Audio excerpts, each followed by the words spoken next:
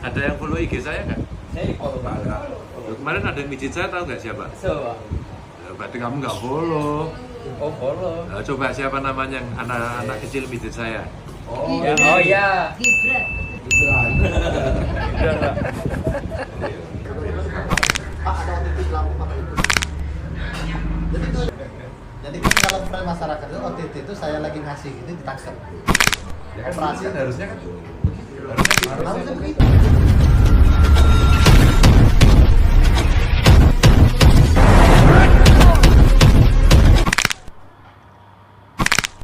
Jika berubah ini kau berbeda. Jika kekuatan pertama kita ku tak suka paksa itu masalahnya. Biarkan cinta tumbuh. Apa yang beri minta kepastian ya yang belum pasti-pastian.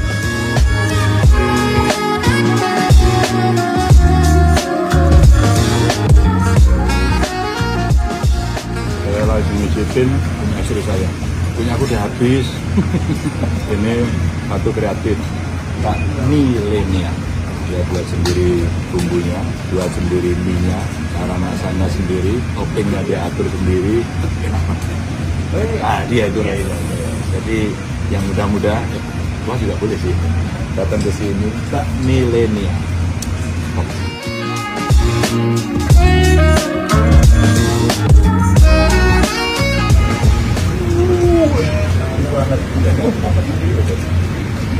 Iya, anak sendiri.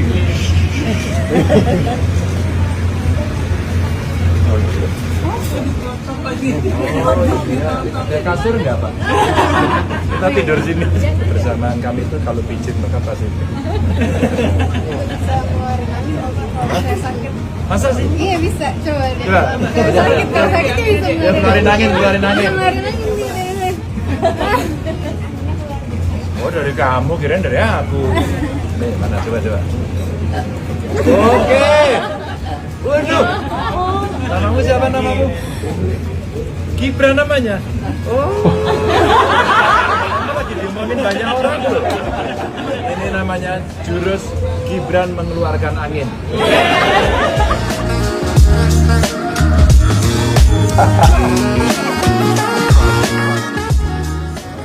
Makasih ya. Kamu sampai keringetan gitu. Aduh. Kamu pakai tenaga dalam gitu sampai. Terima kasih ya. Oh, sampai keringetan.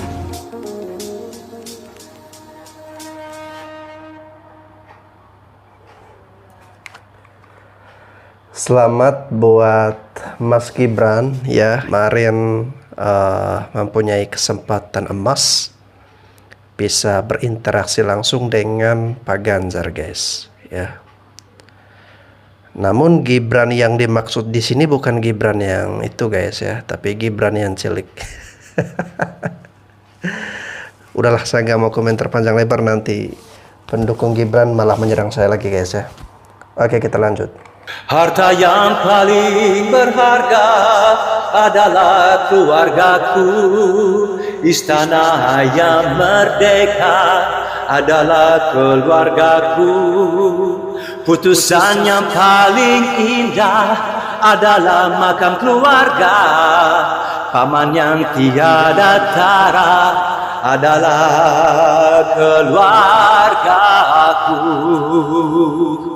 Terima kasih Paman, terima kasih Papa, terima kasih Mama, Adik dan Tanteku. Terima kasih Paman, terima kasih Papa, terima kasih Mama, Adik dan Tanteku.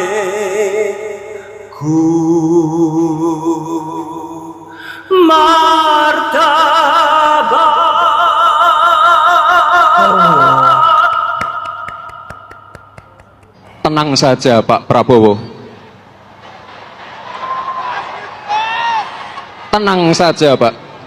Saya sudah ada di sini.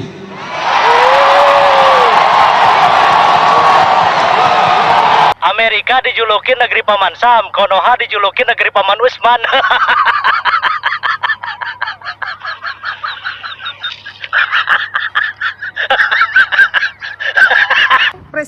memilih siapa untuk 2024? Kenapa Ganjar? Hah? Kan orang Karanganyar sama. Orang Oke, Jawa Tengah. karena orang Karanganyar ya. Iya. Dan layak. Kayak jadi presiden. Soalnya dia mimpin di Jawa Tengah aja, sekolah negeri kan gratis, nggak bayar sama sekali. Nah, mantap. Balik lagi dengan gue Mang Agung di subjektivitas gue. Jadi kali ini gue pengen apresiasi calon presiden wakil presiden Ganjar Pranowo dengan Bapak Mahfud. Ya, itu karena memang pekerjaan mereka sejauh ini luar biasa. Mereka kesana kemari dengan semangat, dengan spirit yang luar biasa untuk mencerdaskan para pemilihnya. Oke, jadi pendidikan politik yang dilakukan oleh kedua tokoh ini ya itu begitu sangat baik ya, dan juga kedua tokoh ini kemudian mencoba untuk mendekatkan diri dengan masyarakat, mendekatkan diri dengan berbagai kalangan ya. Itu mulai dari akademisi, kemudian seniman, kemudian petani dan sebagainya, dan mereka terus melakukan dialog yang sekiranya bisa mendapatkan insight atau pesan dari setiap golongan tentang kebutuhan-kebutuhan mereka dan apa yang mereka inginkan kemudian terjadi di tahun-tahun mendatang ya. Dan ini pun tidak terlepas dari kebugaran yang dimiliki oleh kedua tokoh ini ya. Ini tidak terlepas dari situasi, kondisi jasmani mereka yang memang sudah ready atau sudah siap gitu ya untuk memimpin Indonesia yang luar biasa ini. Kalau kita lihat itu semangatnya Pak Mahfud ya, dengan berbagai pengalaman yang ada ya, itu dia bisa memberikan pemahaman-pemahaman yang sekiranya membuat masyarakat itu langsung paham gitu ya dengan pesan-pesan atau jawaban-jawaban yang diberikan ya. Begitu juga dengan Ganjar Pranowo ya. Nah, untuk itu saya secara pribadi ya sangat berbangga ya, ada kontestan yang memiliki kesehatan jasmani dan rohani seperti Bapak Ganjar Pranowo dengan Bapak Mahfud MD ini. Jadi saya yakin percaya bahwa pasangan ini akan memberikan impact yang sangat besar dan luar biasa untuk Indonesia di kemudian hari ya. Jadi mereka sudah belusukan kemana-mana, mereka sudah membangun dialog, diskusi dengan berbagai kalangan di mana-mana ya, dan mereka mencoba mendekatkan diri dengan masyarakat, itu intinya. Dan kita lihat yang lain itu masih stagnan ya, masih berkutat di titik awal ya, belum bergerak ya, itu terserah mereka ya. Yang penting Ganjar Pranowo dan Mahfud MD ini betul-betul tulus dari hati untuk mendengarkan dari masyarakat gitu ya, dan mereka sudah siap secara lahir dan batin untuk mulai mensosialisasikan segala visi dan misi mereka ya, kemudian mereka mendelivery segala apa yang menjadi proyek-proyek mereka kemudian ya, itu terbukti dengan hadirnya mereka ke tengah-tengah masyarakat, kemudian berdialog dan sebagainya ya. Jadi yang terpenting sekarang pasangan ini memiliki niat yang baik, itu terbukti dari setiap belusukan mereka akhir-akhir ini dengan semangat yang luar biasa ya, dengan semangat yang luar biasa, kemudian selalu bertemu dengan masyarakat. Oke. Semoga sehat selalu Bapak Ganjar Pranowo dengan Bapak Mahfud MD untuk Indonesia yang lebih maju, untuk Indonesia yang lebih sejahtera. Amin. Ada beberapa komentar yang dalam postingan saya terkait dengan saya mengkomentari tentang calon wakil presiden dari Bapak Prabowo, yaitu Gibran. Tetapi di situ banyak hal bahwa mereka mengatakan bahwa salah satu komentar itu bahwa harusnya yang berusia muda diberikan kesempatan.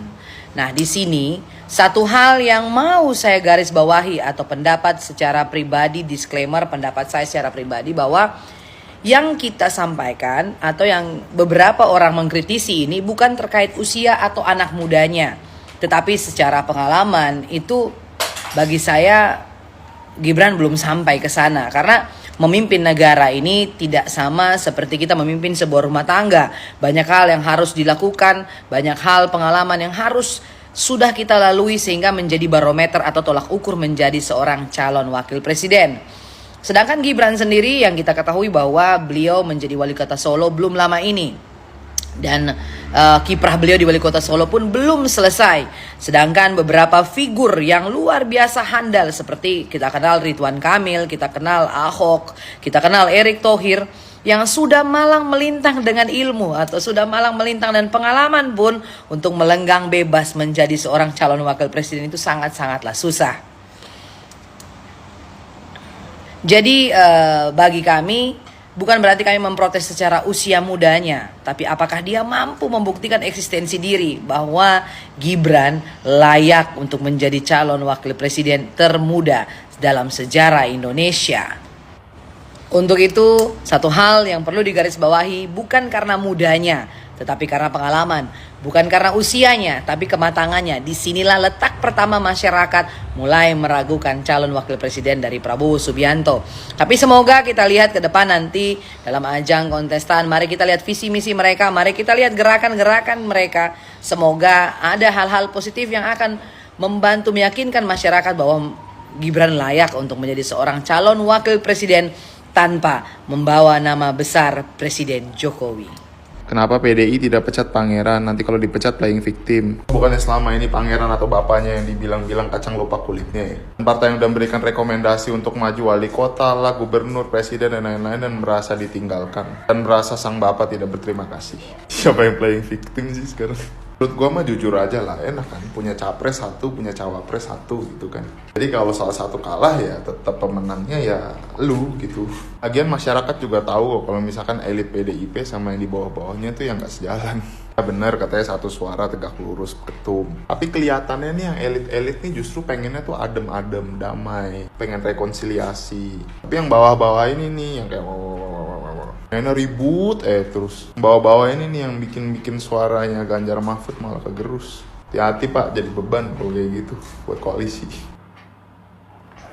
Salam NKRI.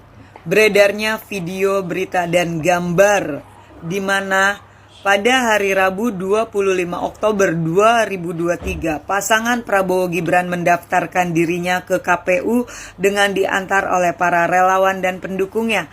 Tetapi yang menjadi bahan pembicaraan adalah munculnya sekelompok orang, segelintir orang yang menggunakan atribut PDI Perjuangan. Terus terang ketika beredarnya video berita ini, saya coba menganalisis dan mengamati. Tetapi kok saya merasa ada beberapa keanehan dan kejanggalan di dalam video ini. Mau tahu gak apa kejanggalannya?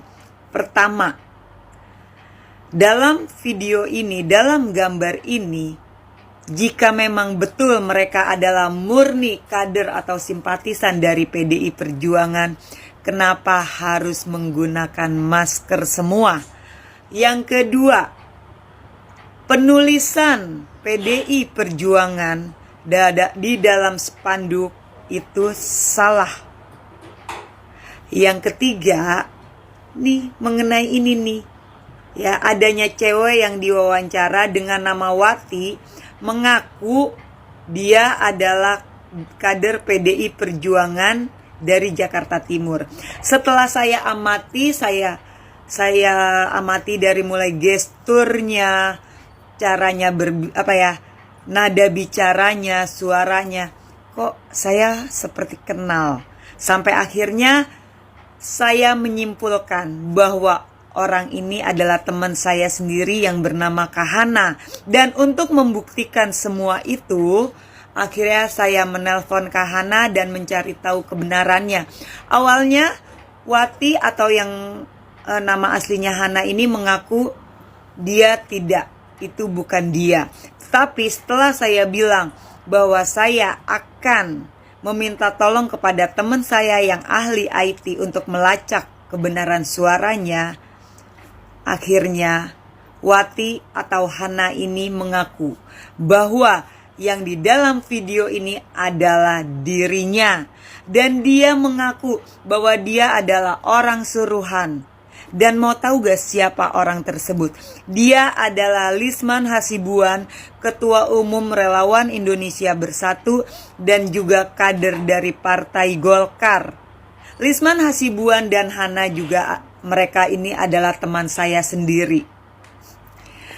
Saya bersyukur, terima kasih ya Allah, alhamdulillah kebenaran ini terungkap. Kebenaran tidak dapat dimusnahkan dan Allah menunjukkan kuasanya, Tuhan menunjukkan kuasanya dengan memberikan saya suatu pembuktian di mana sebagai bukti rekaman pengakuan Hana bahwa dia adalah suruhan dari Lisman Hasibuan itu saya rekam saat saya menelpon dia dan ada bukti chat WA-nya pun. Astagfirullahaladzim. Begini caranya pendukung Prabowo Gibran untuk mendapatkan suara. Selain dengan menjual nama besar Jokowi, ternyata seperti ini nih. Menjual nama besar PDI Perjuangan. Seolah-olah bahwa PDI Perjuangan itu mendukung Gibran. Astagfirullah.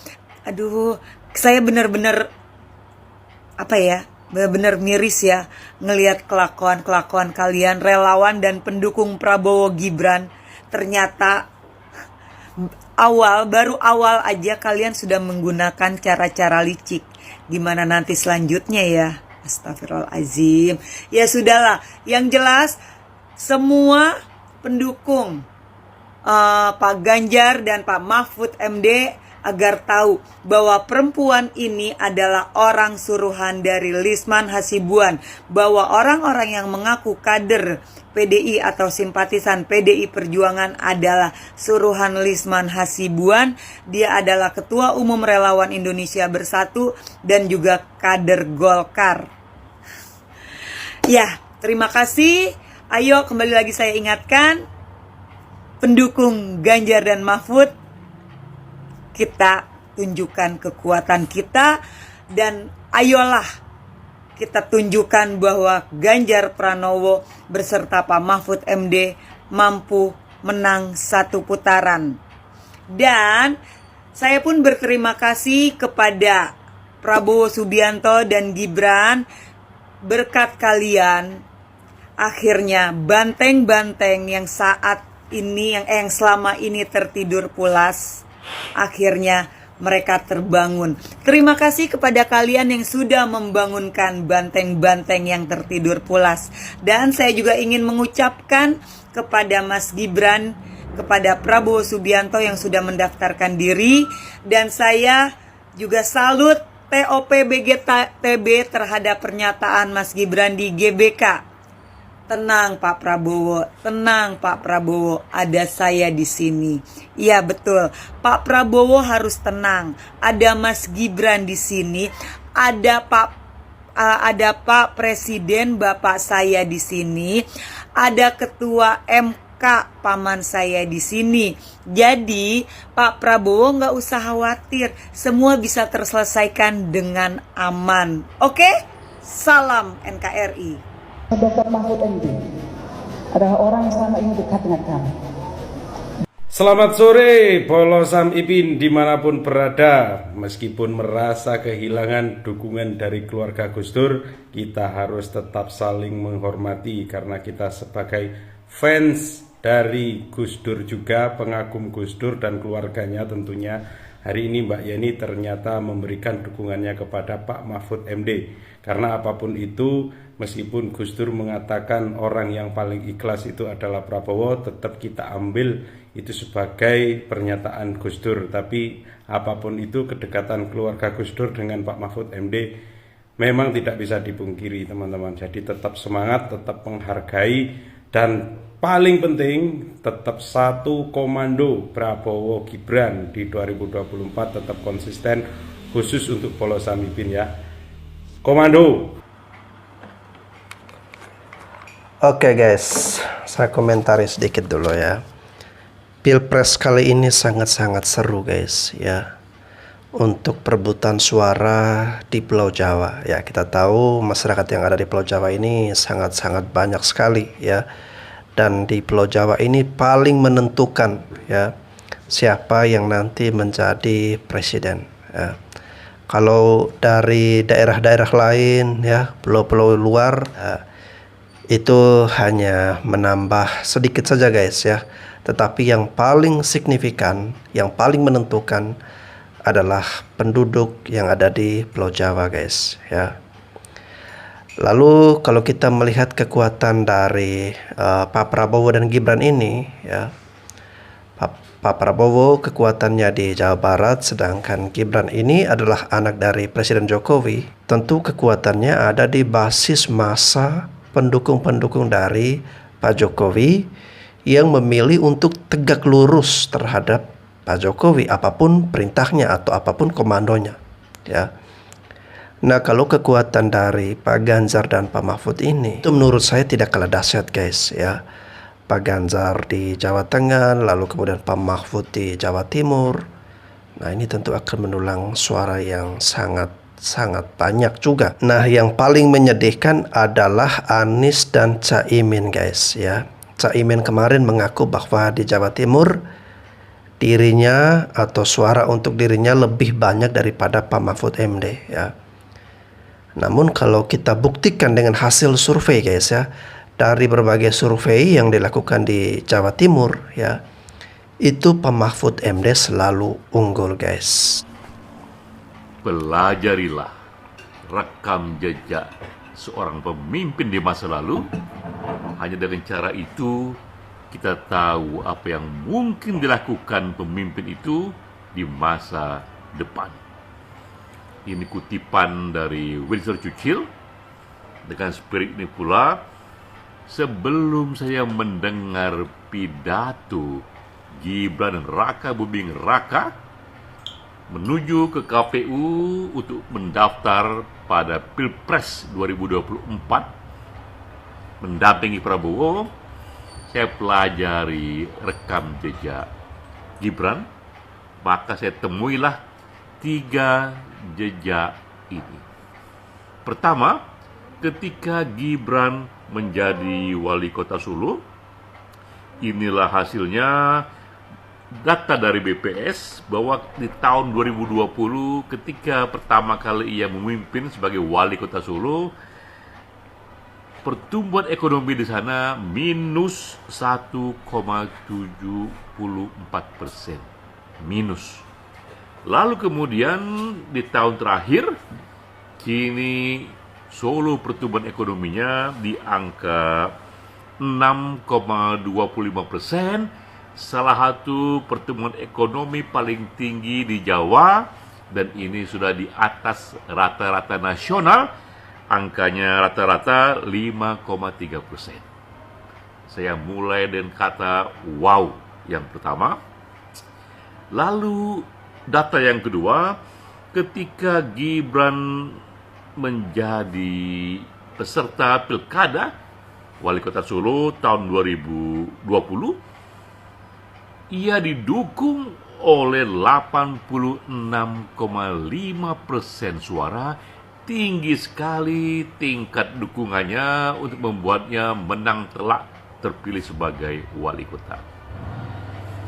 Data ketiga, rekam jejak yang ketiga, ketika ia lebih muda dari itu, sebelum terjun ke politik, Gibran menjadi seorang pedagang kaki lima.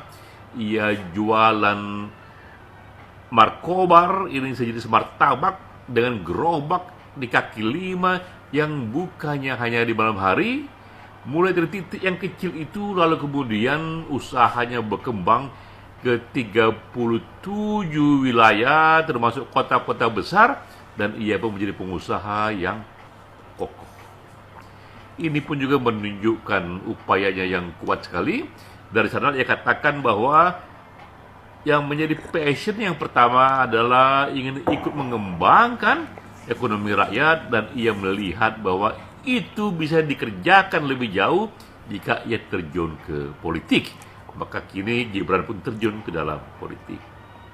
Saya mendengar pidatonya. Mari kita dengar cuplikannya. Kredit startup milenial. Ini untuk bisnis para milenial yang berbasis inovasi dan teknologi.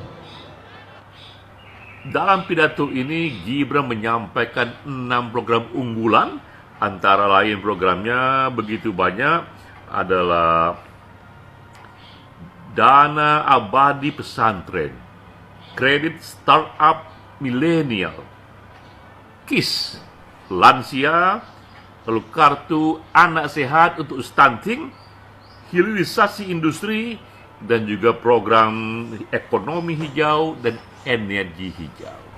Program ini begitu besar efeknya jika dijalankan, ia akan mengambil begitu banyak kantong suara besar dari generasi milenial, itu ada 48,5%, dari kalangan santri, bahkan dari NU saja itu pemilihnya ada 52%, dari lansia, total lansia itu ada 16%, dan juga ibu rumah tangga, wong cili, dan urusan stunting itu ada 30%. Ini hal yang besar yang bisa dicapai. Jika Gibran ingin mendukung Prabowo, maka tentu saja hal pertama yang harus dikerjakan bagaimana memberi tambahan suara Prabowo sebanyak yang ia bisa. Mungkinkah ini? Maka 4 bulan dari sekarang hingga Februari 2004 itu menjadi petunjuknya. Demikian Ekspresi Data bersama saya, Denny J.A.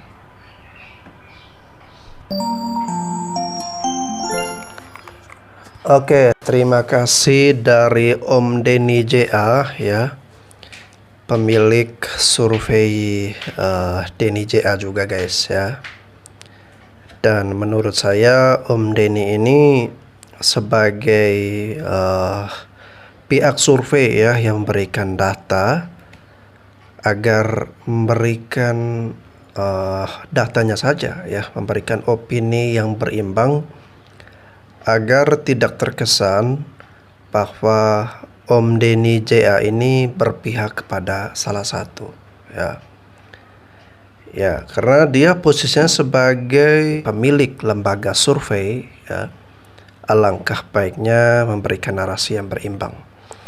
Lalu yang berikutnya, program-program yang sudah dipaparkan oleh Mas Gibran kemarin itu sudah diskakmat langsung guys ya oleh Ibu Sri Mulyani, bahwa itu semua program yang sudah ada dalam APBN kita guys ya. Artinya sudah ada dalam semua kebijakan-kebijakan atau program dari Pak Jokowi. Pak Prabowo yakin Pak mau jadi presiden? Kalau konsep dinasti aja Bapak nggak paham. Pak, dinasti kekeluargaan boleh didirikan kalau itu perusahaan. Kalau Bapak punya kerajaan sendiri. Tapi ingat Pak, Indonesia ini republik yang menganut azas demokrasi, di mana setiap orangnya memiliki hak dan kesempatan yang sama. Makanya tidak etis kalau anak dari presiden turut serta dalam suatu pemerintahan. Gitu loh Pak Prabowo, masa gitu aja nggak paham? Pasti paham. Cuma mungkin Bapak sekarang lagi banyak pikiran atau ambisi. Jadi sesuatu yang seharusnya tidak boleh Bapak perbolehkan. Sesuatu yang tidak normal Bapak normalkan. Mengapa dalam pemerintahan tidak etis bila anak diturut sertakan dalam pekerjaan? Begini logika sederhananya. Kamu, nih buat teman-teman ya, teman-teman netizen ya. Misalnya kamu bekerja di sebuah perusahaan. Kamu bekerja sebagai karyawan. Nah, tiba-tiba anaknya bos besar kamu masuk didudukan sebagai, ya taruhlah karyawan juga selevel sama kamu. Kira-kira nih pertanyaan aku, kalau si anak bos itu melakukan kesalahan, si manajer berani nggak tuh negor anak itu? Atau semisalnya kamu satu tim dengan si anak bos itu, terus anak bos ini nggak kerja, kira-kira kamu berani nggak tuh ngedongkol marahin anak itu? Jawabannya tentu tidak kan? Mengapa? Karena tentu kita lebih memilih aman, memilih menjilat. Supaya apa? Hidup kita tenang dan tentram. Nah, makanya dinasti kekeluargaan sangat tidak etis didirikan dalam suatu pemerintahan yang menganut azas demokrasi dan republik. Terlepas anaknya itu punya potensi, punya kualitas, atau memang layak, terlepas dari itu semua.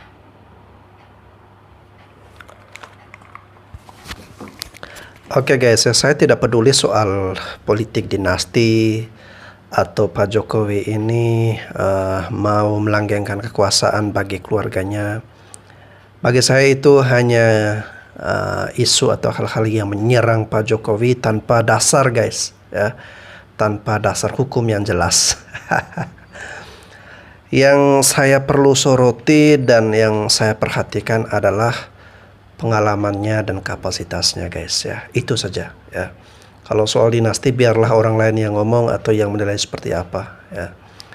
Tapi kalau untuk pengalaman, kapasitas, itu hal yang atau fakta yang paling nyata yang bisa kita nilai guys, ya. Mas Gibran ini baru menjabat sebagai wali kota Solo, ya, belum selesai guys, ya, baru 2 tahun. Nah, dengan modal hanya dengan menjabat sebagai wali kota, ya, dan belum selesai hanya dengan 2 tahun saja guys, ya, lantas kita mempercayakan dia untuk menjadi pemimpin nasional. Nah, itu sesuatu yang tidak logis dan tidak masuk di akal saya guys, ya.